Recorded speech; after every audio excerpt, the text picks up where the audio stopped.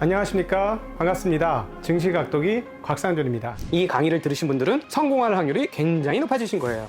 여러분이 투자하신 시간과 가치가 여러분에게 실질적인 노후를 보장하는 수단으로 돌아올 것이라고 저는 믿습니다. 이거 우리끼리 비밀입니다. 이거 딴 데 가서 말씀하지 마세요. 이런 강의하는 사람 거기 아마 제 생각에는 없을 것 같아요. 이건 실전을 해본 사람만 아는 얘기예요. 안녕하십니까, 증시각도기 시청자 여러분, 투자자 여러분, 반갑습니다. 네, 증시각도기, 각도기가 사랑하는 투자자. 자, 제가 참치형으로 요즘 모시고 계신 유한타증권의 유동훈 부부장님 나오셨습니다. 어서 나오십시오. 안녕하십니까. 네. 자, 요즘에 그나마 우리 참치형은 상한가고 우리 각도기는 하한가입니다. 왜 무슨 소리야? 시장이 네. 그래도 3천이잖아요. 그래도 3천. 연초 대비 지금 우리는 한 4% 올랐나? 3% 올랐나? 그런 정도 수준이고요. 아주 그냥 쩌리쩌리합니다. 그래서 사실은 중간에 오신 분들은 굉장히 어려운 상황이고, 뭐 연초에 들어오신 분들은 뭐 그래도 뭐 시장 대비 초과 수익률은 상당히 없긴 했지만, 중간에 오신 분들 어려워서 제가 이걸 어떻게 할까 곤란 속에 있어요. 물론 이제 시간이 지나면 괜찮긴 하겠습니다만. 자, 그런데 미국 시장 보면서 저희 입장에서 진짜 깜짝깜짝 놀라는데, 오늘 이 영상을 찍는 12월 16일, 바로 미국의 FOMC 회의 결과 발표가 있었고, 파웰 의장의 발언이 있었고, 파웰 발언이 생각한 것의 상단이 나왔습니다. 상당히 세게 나왔고, 요 정도면 호키시라고 표현해도, 뭐 무난한, 그래, 호키시지. 이 정도면 호키시라고 표현할 수 있는 정도 수준이 얘기가 나왔어요. 그런데 놀랍게도 시장은 전혀 겁을 안 내고 달렸습니다. 시장이 학습이 되어서 그런 걸까요? 아니면 인플레이션을 그동안 많이 보면서 저 정도는 나올 거라고 당연하다라고 생각을 했기 때문일까요? 아니면 하루짜리 잘못된 판단이었을까요? 물론 내일 다시 봐야 알겠습니다만, 어찌되었건 뭐 어떤 일이 벌어지든 간에 뭔가 생각보다 우리가 생각한 것보다 훨씬 더 강한 흐름이 있는 거죠, 미국 시장에. 그렇죠. 네. 인플레이션 숫자에 있어서는 뭐 우리가 다 아는 내용이지만 예상했던 것보다 훨씬 세게 들어왔고, 네. 그죠?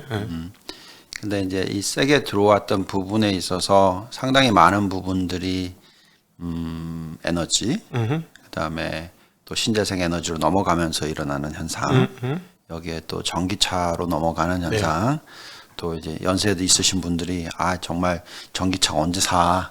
그냥 중고차 살래? 그러면서 중고차 가격이 거의 뭐 30% 가까이 올라가는 현상, 뭐 이런 것들이 다 포함이 돼서 인플레이션 숫자가 나오는 거죠. 근데 그거는 잘 생각해 보면 뭐 우리가 흔히 항상 예상했던 그 뭔가 어떤 산업의 변화, 구조의 변화를 가지고 얘기를 하는 거고요.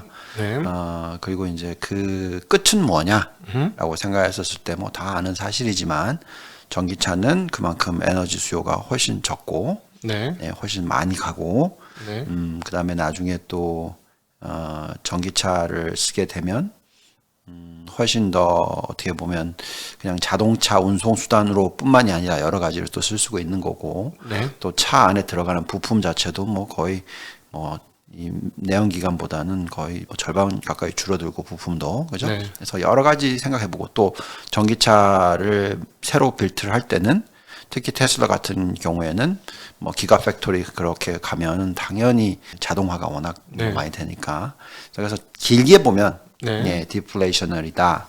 이게 아마 캐시우드가 얘기하는 내용이겠죠, 그렇죠? 캐시우드가 제일 좋아하는 종목이 테슬라니까, 그렇죠?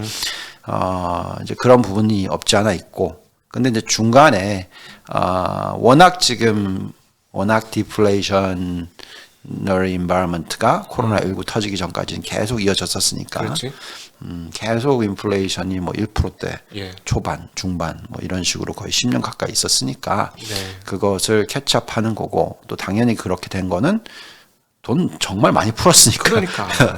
그러니까 제 생각에는 2008년도에 돈 풀었을 때도 디플레가 났잖아요. 그러니까 이번에 이렇게 풀어도 크게 다르지 않을 거라고 착각한 게 아닌가 하는 생각이 들었는데, 이번에 사실 2008년하고 지금하고 근본적인 차이는 2008년은 은행에다 돈을 꼽아줬고, 이번엔 시중에다 돈을 풀었잖아요. 이거는 진짜 통화성수 기준으로 봤을 때는 하늘과 땅 차이 아닙니까? 그럴 수 있는데, 좀 길게 생각해 보면, 이번에도 이 부양책 자체가 만약에 이제 돈이 쓰여지는 게 전반적으로 모든 산업에 다 쓰여진다 하면 네. 말씀하신 대로 이게 너무 적게 생각을 했다. 인플레이션에 대해서. 근데 지금 아직까지도 고집하는 것과 얘기하는 걸 보면 분기에 한 번씩 금리를 올리는 속도도 1, 4분기까지 테이퍼링 끝내고 그죠? 네. 2, 4분기 금리 한번 올리고 3, 4분기 금리 한번 올리고 네. 4, 4분기에 올릴까 말까 뭐 올리고 하든 어쨌든 분기에 한 번씩 올리고 네. 그다음에 이제 그 다음 해로 넘어갔을 때도 두세 번 그죠? 네. 그리고 나서 그다음에 두 번. 예. 그리고 이제 총 가장 많이 올렸을 때 장기적으로 2.5%라고. 예, 그렇죠. 2.5% 중립금리 예. 수준을 예. 그쪽 보는 거죠. 2.5%는 사실 닷컴 버블이 일어났었을 때에 비해서 뭐 거의 절반도 안 되는 수준이고 네. 3분의 1 수준이죠 거의. 지난 2015년부터 18년 네. 있었던 고점 금리 뭐 그 금리하고 별 차이 안 나는 정도고 네. 이번에 이제 파월 의장이 발언을 할 때 질의응답을 할 때 했던 얘기가 정확하게 나와 있는 부분이 뭐냐, 뭐 다 아시는 거겠지만 노동 참여율이 네. 너무 낮다. 음. 좀 많이 올라오길 바랬는데 네. 아직까지 61.8%밖에 안 된다. 네. 살짝 올라왔다. 근데 그거 가지고는 좀 그렇다. 결국 지금 전체적인 큰 변화의 흐름 자체가 어떤 구조의 변화가 지금 생기고 있다라는 것을 지금 계속 생각하는 거겠죠. 네. 이 입장에서 사실 말씀드린 대로 지금 너무 낮아요. 네. 그 노동시장 참여율. 참여율이 61.8%면 뭐 아시겠지만 그 코로나 19가 터지기 전까지만 하더라도 네. 얼마였어요? 63.4였. 네, 63대였죠. 네. 그래서 어인포먼 레이쇼가 지금 4.2%까지 떨어졌는데도 그럼에도 불구하고. 아직까지 4% 미만은 떨어져야 될 것 같고 그다음에 63.4%일 때 어인포먼 레이쇼가 3.5%까지 갔던 때가 그게 이제 오버히팅으로 개념이었었으니까 아직까지는 좀 보자 이런 스탠스겠죠. 여태까지 지금 구조적인 변화가 있고 그 4차 산업혁명이 일어나고 있는 것은 자기네들도 우리도 다 피부로 느끼고 있는 부분이니까 조금 여유를 가지고 우선 테이퍼링부터 네. 그러니까 비정상적인 것부터 정상적으로 만들자. 네. 테이퍼링이라는 것 자체가 이제 비정상적인 거니까 그렇죠. 우선 빨리 해보고 예. 그럼 내년 3월까지 다 해보면 인플레이션 안 떨어져?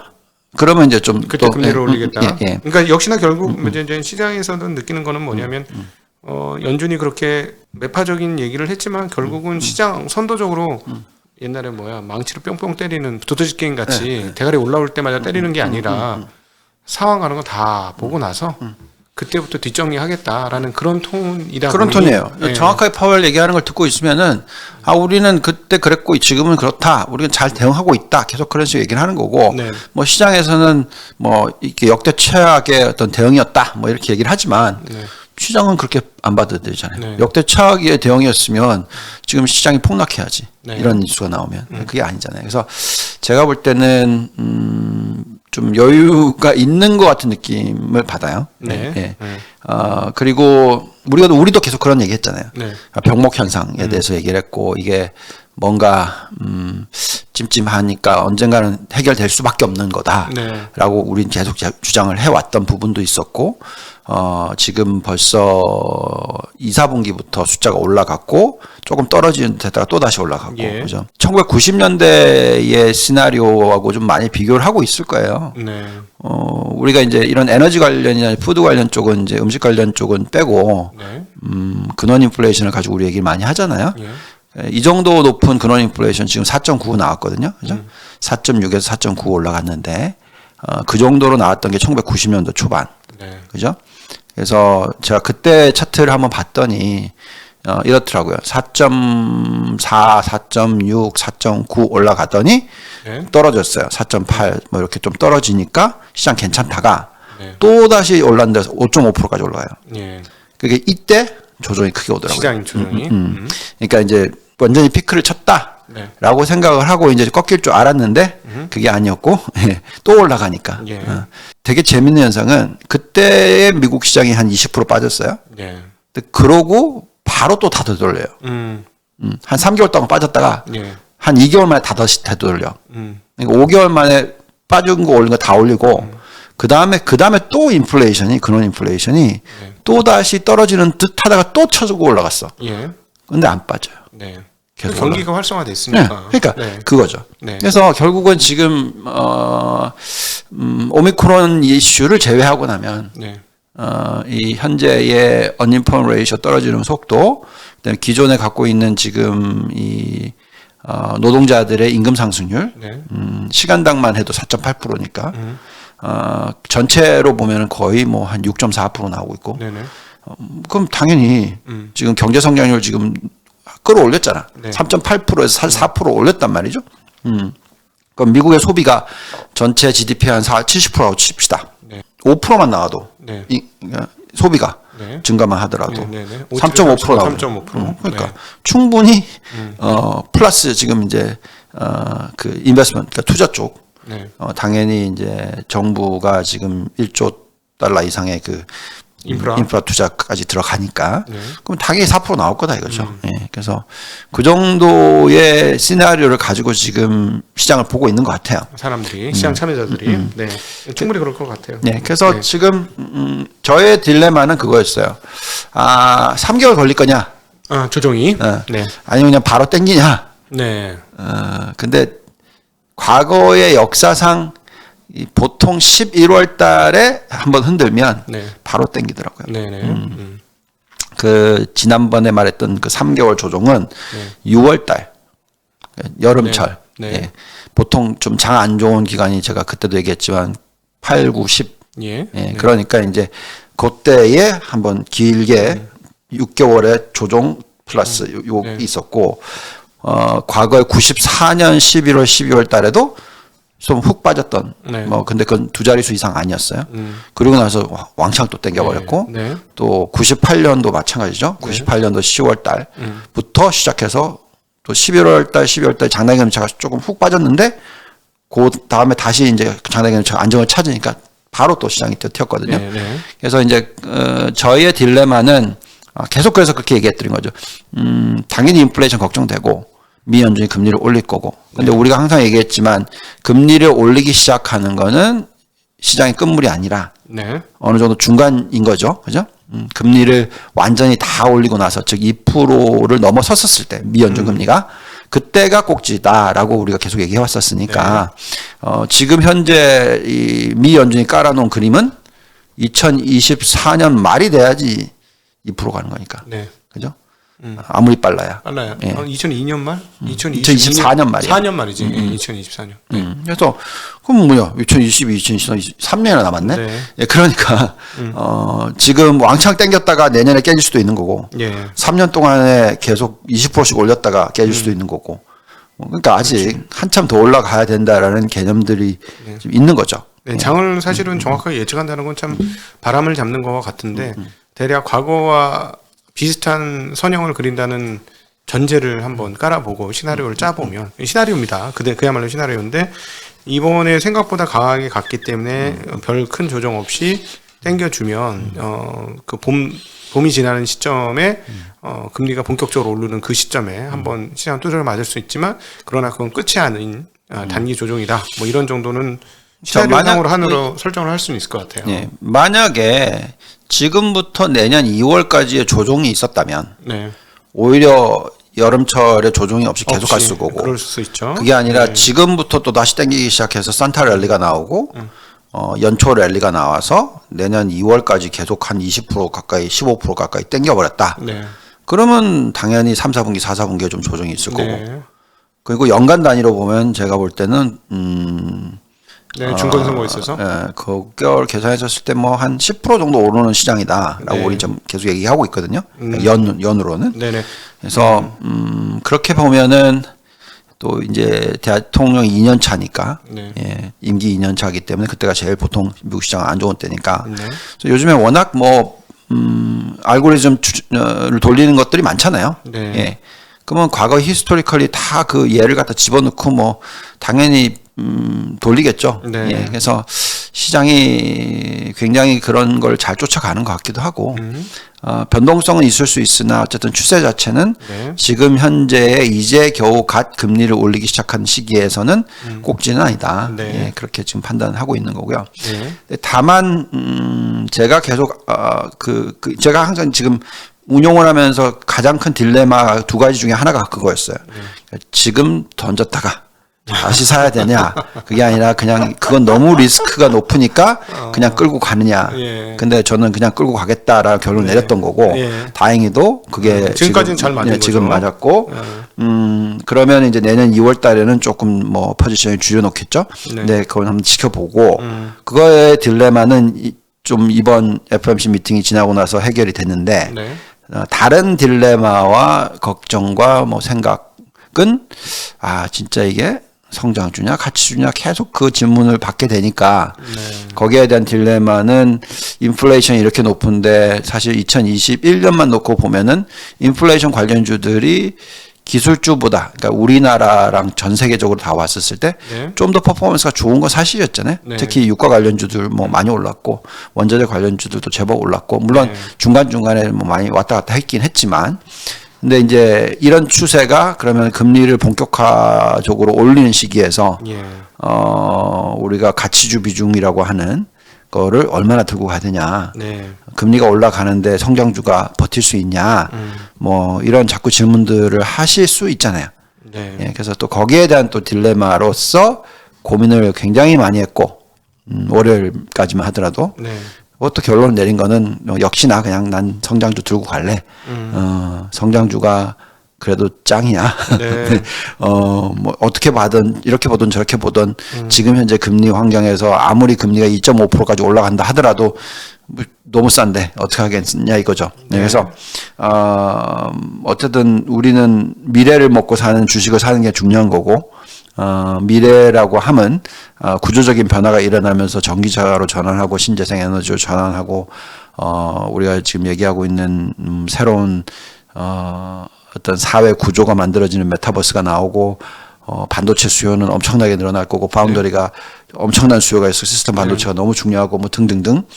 그래서 그거를 버리고 내가 굳이 철강주를 사야 되냐, 뭐 굳이 화학주를 사야 되냐. 네.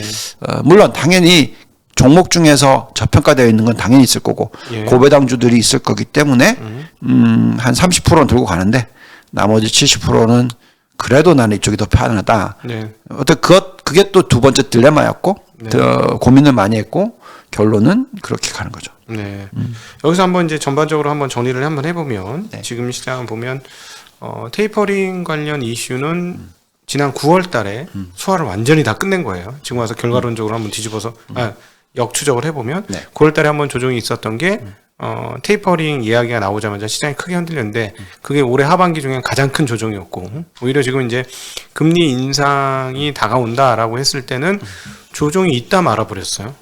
조정이 있을 듯 하다가 말아버렸고 그리고 생각보다 세게 매파적인 태도와 그다음 상당히 강력한 점도표가 찍혔음에도 불구하고 금리 인상을 향한 시장 그 정도는 이미 예상하고 있었다는 듯이 별반 반응 없이 지금 끝난 겁니다. 그래서 물론 이제 하루만 봐서는 아직 확신할 수 없고 시장이 이제 술 취해서 그랬을 수도 있으니까. 저는 술 취했다고 생각하지 않는 이유가 뭐냐면 자, 여기서 그냥 상상이냐 아니면 그냥 우리가 그냥 원하는 거를 갖다 시장을 보는 거냐에 있어서 저희가 이제 항상 분석하는 거는 저평가돼 있냐 이거잖아요. 뭐 저는 뭐 제가 이 모델은 어쨌든 제가 투자 전략 담당 애널리스트를 하기 시작한 연도가 1998년인데 99년 그때부터 지금 뭐 거의 20 몇 년 동안 모델링을 업그레이드하고 뭐 계속 돌려왔던 모델인데 뭐 보세요 지금 또 선물 0.7% 오르잖아요 선물. 그러니까 싸. 다들 비싸다고 얘기하는데. 과거 대비 싸지. 다들 비싸다고 얘기를 해요. 다들 비싸다고 얘기하는 게 가장 대표적으로 맨날 들고 나오는 게 캐페. 실러 교수님의 캐페. 그렇지. 뭐 계절적인 그거는 비싸지 지금 최고로. 그다음에 버핏 지수. GDP 대비. GDP 대비. 주가 총시총. 근데 GDP 대비 시총은 좀 안 맞는 것 같긴 하고. 네, 이미 안 맞기 시작했고. 근데 캐페 실러 교수의 10년 PER 평균 PER이잖아요. 저는 그거는 전 의미 있다고 받아들여야 될 것 같아요. 그래서 어떤 생각을 하고 있냐면 그것과 관련돼서 앞선 얘기 그렇게 생각하고 있어?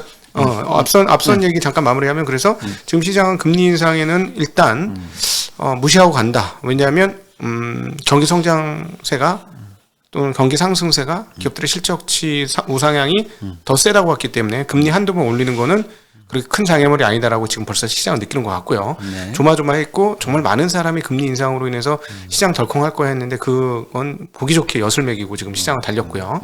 자 이제 다시 말씀하신 10년 PR에 관련해서는 저는 그거는 굉장히 의미 있다고 봐요. 근데 이제 문제는 뭐냐면 지금 시장이 앞서 말씀하셨는데 90년대 보면 90년대에 그 인플레이션에서 좋았던 아니면 닷컴 때 좋았던 에너지나 소재 이런 그 소위 말하는 시크리컬의 가치주들 해야 할 것이냐 할 때 지금 그때하고 상황이 너무 달라진 게 석유가 인플레이션을 일으키긴 했지만 석유값 유가가 과거만큼 영향력이 있느냐.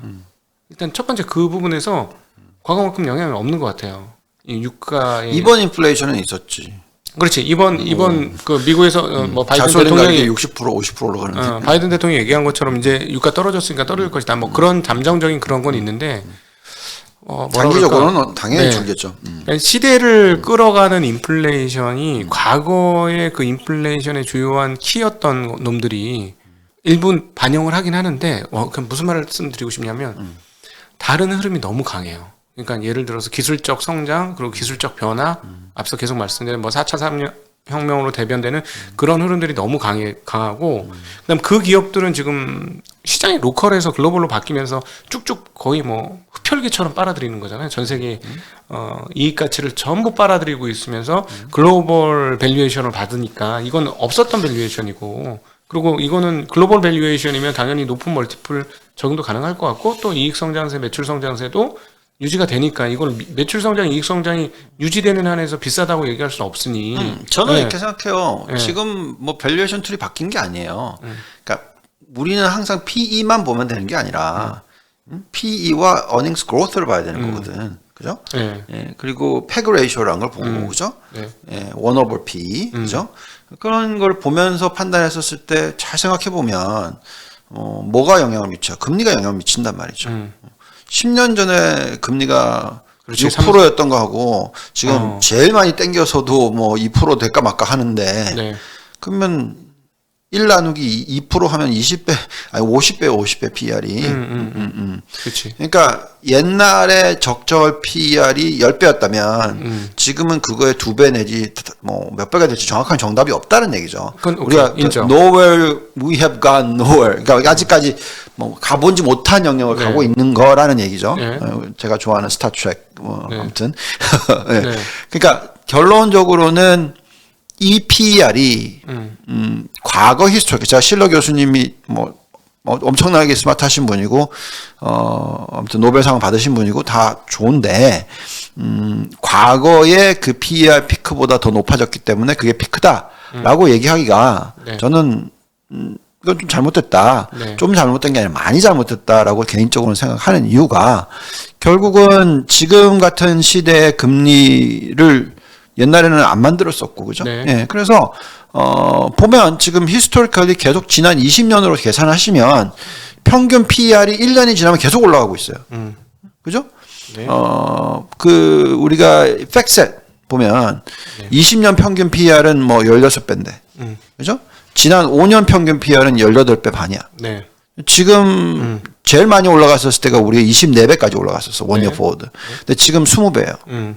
싸잖아요. 그러니까 제 말은 네. 그 고점보다는 그래서 뭐 그건 인정합니다. 계속 자꾸 올라가고 있어서 네. 저는 그거를 가지고 판단하고 싶지 않고요. 네. 아까 또 말씀하셨듯이 평균 그 시가총액 나누기 GDP 뭐 좋다 이거예요. 뭐 그것도 어떻게 보면은 워런 버핏님도 네, 네. 지난 10년 동안에 물론 또 한 번 닷컴 버블을 맞추셔서 네. 뭐 대박이 나실 수는 있으나 네. 제가 볼 때는 F로 50% 이상 들고 가는 분이 이번에는 그렇지 않을까라고 생각할 거고 네. 저는 개인적으로 그만큼 시대가 변했다고 저는 생각하고 있고 네.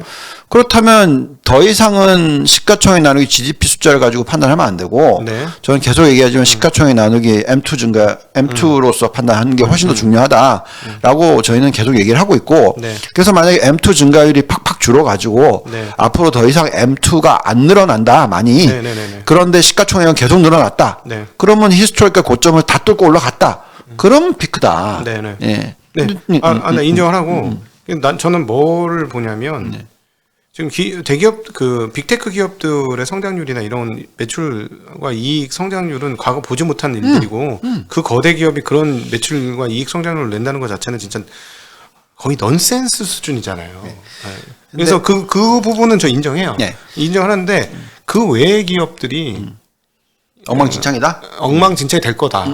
그럴 수도 있죠. 제가 보기에는 이거는 이 밸류에이션을 지키기 위해 다른 애들이 멍들 것 같다라는 생각 하나 들고요. 또 하나 이제 지금 말씀하신 것 중에 이제 이 흐름들을 보면 이자율과 이익 성장률의 합산 그거에 뭐랄까 곱을해서 현재 시점에 대한 분석을 해야 된다라는 말씀하신 건데 그러면 결국은 내년 지금 이 상태에서 이렇게 시장이 반응하고 받아들이고 가게 되면 내년도 상반기 어디쯤에 이자율과 이익 성장률의 곡선이 변곡점이 생기는 생길 수 있죠. 예, 하면 그때는 충격을 한번 받지 않을까로 봅니다. 저는 나중에는 네. 제가 제일 먼저 그 운용을 시작하기, 그러니까 제 이름 달고 시작하기 전에 네. 가장 먼저 제가 유안타로 넘어가서 9월 초에 네.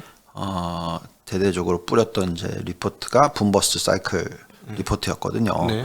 뭐 아무튼 뭐 분석이라고 합시다. 제가 네. 애널리스트라고 한 건 아니었으니까. 그 내용이 뭐냐면 어쨌든 붐이 일어나고 네. 나중에 어쨌든 버스트는 와요. 그 모양새가 아무리 시대적인 구조 조정의 변화가 일어나고 구조의 변화가 일어나고 예. 뭐 노동 참여율이 이렇게 낮고 또 뭐 생산성이 워낙 높아지고 뭐 등등등 그러면서 예. 얘기를 하지만 예. 이런 거잖아요. 예를 들어서 옛날에 인터넷이 처음에 나왔었을 때 당연히 뭐라고 그랬냐면 이건 혁신이다. 예. 그래서 전 세계를 뒤바꿀 거다. 네. 그래서 엄청난 생산성 향상이 일어날 것이고 엄청난 디플레이션 영향력을 미칠 거고 예. 따라서 이건 정말 대단한 뭐 기술력의 발전이다. 네. 다 좋았죠. 네. 그렇지만 100개의 인터넷 기업들 중에서 5개밖에 안 살아남았고 95개 망했단 말이죠. 네. 결국은 그 매출 증가율 대비해서 실질적으로 이익으로서 연결되는 고리가 많이 부족했었다. 네. 그래서 이제 결국은 실적이 안 받쳐줬기 때문에 폭락이 나왔다. 예. 이거잖아요. 그러면 지금 요즘에 계속 얘기 많이 하고 있는 게 메타버스인데 네. 정확하게 그걸 이해하는 사람들이 있을까? 그치. 저는 그래서 요즘에 많이 공부를 하고 있거든요. 네. 조금씩 이해를 하기 시작했어요. 네. 이게 이 가상화폐와 네. 다 연결돼 있죠. 네. 되는 거고 이게 정말 어떤 시대적인 변화를 일으킬 수 있는 건데 네. 그러면 메타버스에 뛰어드는 애들 중에서 100개 기업이 있으면 95개는 망하는 망하지. 타이밍이 오지 네. 않을까? 그렇겠죠. 그렇죠? 네, 그럴 것 근데 같아요. 이제 뭔가 다른 건 뭐냐면 그때는 다 새로운 애들이었고 예. 그래서 95개 망했고 5개가 성공을 했는데 그때는 ETF라는 게 없었기 때문에 네. 개별 종목을 투자를 해서 정말 망하는 사람들이 대부분이었고 네. 근데 요즘엔 투자자들의 입장에서 그냥 ETF를 사기 때문에 예. 95개 망해도 5개가 성공해가지고 다른 걸 버텨준다? 다 먹여 살려주고 아하. 그러니 변동성은 적고 네. 그러니까 흔히 말하는 이 270%, 80, 300% 올라가는 장은 안 나오고 네.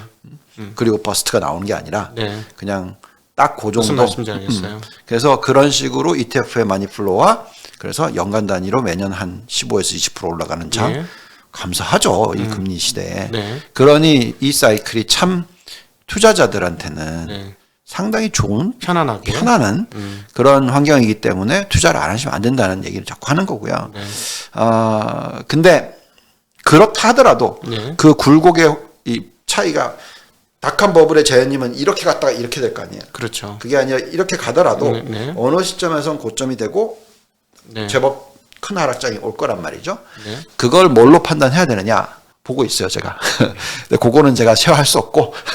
일단 이미 과거에 말씀하셨던 것 중에 네. 하나는 네. 장단기 금리차의 역전 수준이죠. 그건 저 그 그것도 얘기해 있고. 주신 게 굉장히 전 진짜 인상적이었고 장단기 금리차가 역전되는 게 왜 위험한지에 대해서 확연하게 그 유동성 측면에서 말씀을 했어요. 유동원 본부장님이라서 유동성 측면에서 말씀을 해주셔갖고 저는 그때 너무 감사했고 필이 빡 꽂혔어. 맞네. 은행 입장에서 두 가지가 더 있어요. 다음에 이제 쉐어할게요. 천천히. 네. 그것도 다 오면 네.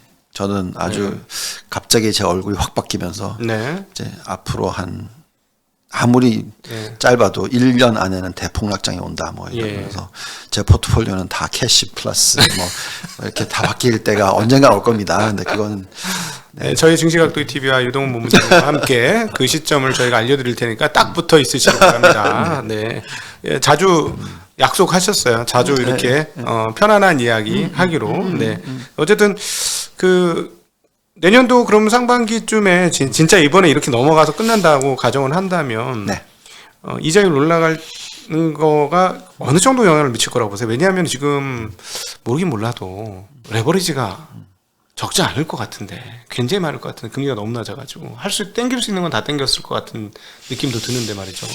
네, 금리 인상의 폭이 크면 그렇겠죠. 네. 그러니까 예를 들어서 간단한 숫자로 계산을 하자면 미국이 금융위기가 터졌었을 때 가계부채 비율이 GDP의 100% 가까이 갔었고 그때의 기준금리 평균이 거의 4%대 중반, 그죠? 그러면 결국은 GDP로 개념을 하면은 개인들이 이자를 GDP 계산을 했었을 때 한 4% 이상 넘어가기 시작하면 이건 굉장히 위험하다. 근데 지금 가계부채 비율이 미국이 안 높아요. 80%대 정도밖에 안 되죠. 거기에 금리가 지금 뭐 아무리 높아봐야 1%대의 10년 금리 플러스 알파. 그러면 부동산 대출 금리 뭐 다 계산해봤자 아무리 높아봐야 3%대. 그럼 뭐 그거하고 아직 거리가 한참 멀잖아요.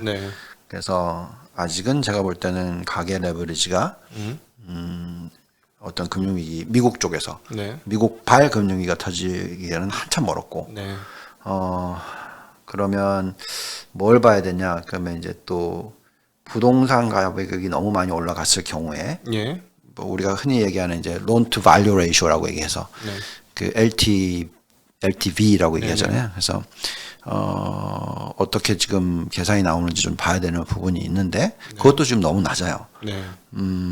또 우리가 또 이런 생각을 할 수 있는 게 지금 정부 부채 비율이 너무 높기 때문에 2011년, 12년에 sovereign debt crisis, 그러니까 그 정부 부채 문제가 터졌던 유럽 쪽에서 그때의 평균 유럽 쪽의 부채 비율은 120%밖에 안 됐지만 일부 국가들이 거의 뭐 140%에서 180% 사이였단 말이죠. 근데 그래도 전체 평균으로 계산했을 때는 뭐 120%, 130%밖에 안 됐어요. 근데 지금 미국이 120%가 넘었어. 그리고 요 스피드로 그 인프라 투자를 하게 되면 138%까지 가요. 그죠? 그러면 좀 걱정스럽죠. 자, 근데 이제 여기서 히트가 뭐냐면 만약에 과거에 1960년도에 70년대 해냈던 인플레이션이 워낙 높게 들어오면서 자산 가치가 급등을 하고 부채 가치는 줄어들고 그럼 부채 비율 확 떨어지네. 그러니까 이게 지금 아직 우리가 얘기하는 부채에 의한 어떤 그렇죠. 부채에 의한 거는 아닌 것 같고, 제가 걱정하는 거는 이제 그 기조적 하락이라기보다도, 그 워낙 레버리지를 많이 썼을 때, 실질 금리 인상이 나타났을 때, 지금 테이퍼링까지는 뭐 실제로 마이너스 금리를 제로로 만드는 과정이긴 하지만 부담은 없는 것이고, 근데 진짜로 내가 비용으로 지불해야 되는 금리가 만들어졌을 때, 그러면 과연 레버리지를 쓴 애들이 어디까지 견딜 것이냐? 뭐 1%, 2%까지는 저는 무조건 견디다고 봐요. 1%, 2%까지 한 2%까지 올려도 견딜 수 있다고 생각해요. 제가 개인적인 의견은 지금 보면은 이제 은행권의 미국의 딜링컨시 레이시오라고 해서 이제 연체율 역대 최저치. 지금 꼴랑 1% 2% 올렸다 그래서 그 역대 최저치가 뭐 금융위기 수준까지 올라갈 가능성 거의 뭐 전무하다고 보고 네. 게다가 지금 세이빙스 레이쇼 보시면 정말 높거든요. 미국에. 네, 저 저축률이 이런 거 많이 제가 본 적이 네. 없으니까 그러니까 일 때려치는 거지 뭐. 아니 그러니까 그 보니까 시중에 돈을 뿌려주신 게 생각보다 진짜 많이 뿌린 것 같아요. 이게 그러니까 뭐야 일하시는 분들 월급쟁이들 말고 장사하시는 분들은 세금 낸 걸 근거로 해서 70% 캐시백 해줬다 뭐 이런 이야기가 들리니까 그러니까 살 것도 많아진 거지 놀면서. 그러니까 금리 올려가봤자 네. 제가 볼 때 얼마든지 갚을 수 있는 여력이 있고 네. 아니, 이런 연체를 제가 본 적이 없는데 미국의 역사상. 그러니까 뭐냐면 왜 우리가 지금 자꾸 공급 적체가 나오고 예상했던 게 안 맞고 이건 뭐지 하는 일이 자꾸 벌어지냐면은 이미 과거에 없었던 일을 한 거죠. 시중에다 돈을 진짜로 뿌리는 재정을 뿌렸다는 거. 이건 없었잖아요. 과거에 이런 일이 언제 있었는지 헬리콥터만이라는 게 일부 있었지. 예, 미국은 없었죠. 그러니까 은행에 돈 꿔준 거야. 뭐 은행끼리 돌리고 돌리니까 뭐 우리한테 아무 상관이 없었는데 시중 가정집에다가 꼽아주고 가게집에다 꼽아주고 장사하시는 분한테 꼽아주니까 그게 헬리콥터만이죠. 야 이게 진짜 돈이 많아가지고 뭐 공급 적체도 나오고 이게 전혀 예상하지 못했던 일이 빵빵빵빵 터진 거지. 그러니까 사실은 기존 과거 20년의 금융 환경의 툴로서 해석을 하려니까 전혀 해석이 안 되는 그런 식이 벌어져갖고 다들 혼란에 빠진 거고. 그러니까 금리 올리면 아 이건 문제가 생길 것이다가 많이 했었는데 전혀 상황은 그렇지 않은. 그다음에 진짜 오늘 12월 16일이 그런 측면에서 의미 깊은 날이었는데 야 금리 이렇게 뭐 점도표 많이 올리면 저도 그렇게 예상을 했습니다만 뭐 이거는 뭐 난리 날 거였는데 전혀 상관없이 유유히 그냥 치고 달려버리는 거의 상당히 강세론자조차도 예상한 것보다 그 상단을 치고 넘어가는 그런 시장 그래요. 맞아요. 저도 3개월 정도 조정은 있을 수 충분히 있겠구나라고 봤는데 뭐 웬걸. 이럴 수도 있겠구나 생각했는데 반반이었거든요. 네. 그래서 한 번은 승부를 할 줄 알았어요. 한번 접고 가야. 근데 생각보다 많이 안 접을 수는 있겠다. 야 생각보다 되게 센데라고는 생각했는데 아니 사실 이게 아예 안 접고 갔어.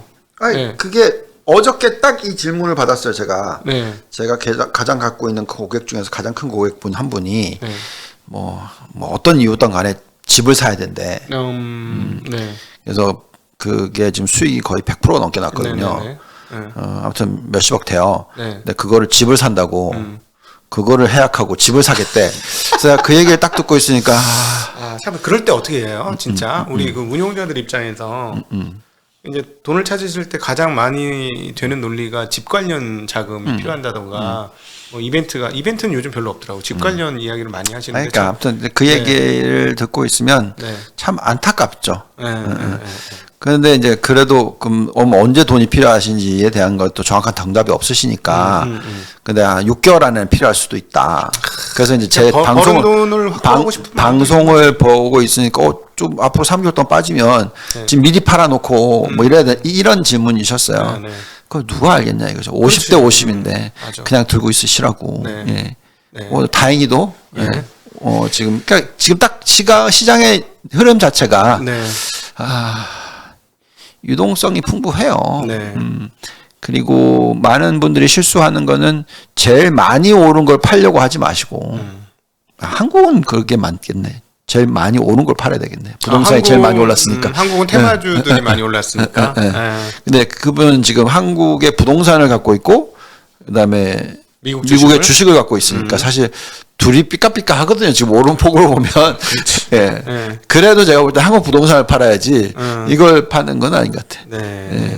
자, 그러면 이제 우리 한번 정리를 한번 해보면 저희 예상보다 사실은 유튜브에 나오시는 그냥 강세론자 중에서 나름 열심히 데이터를 읽는 사람들, 물론 우리 유동훈 본부장이 저보다 훨씬 뭐 강력한 데이터를 읽고 계시니까 저는 뭐 거기에 비할 수는 없습니다만 어쨌든 약간의 데이터를 계속 추적하고 있는 사람들 입장에서 강세론자 2명이 만난 거예요.